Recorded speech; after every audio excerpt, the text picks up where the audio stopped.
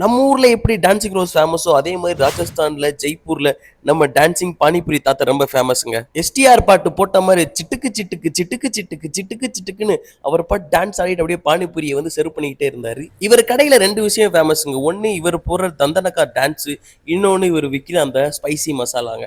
First level பார்த்தீங்கன்னா ஸ்பெஷல்னு சொல்லிட்டு இந்த ரெட் கலர் டப்பால ஒரு மசாலா வச்சிருக்காரு. ரெண்டாவது இப்போ எடுக்கிறாரு பார்த்தீங்களா அந்த கருப்பு கலர் டப்பா, அதுதான் பார்த்தீங்கன்னா டிஎஸ்பியா மொரட்டு ஸ்பைசியா இருக்குன்னு சொன்னாரு. ஸோ இதுதான் அவர் கடையில் ரொம்ப ரொம்ப ஃபேமஸ். அதனால இவரை எல்லாரும் செல்லமாக கோவிந்த் என்று அழைப்பார்கள்.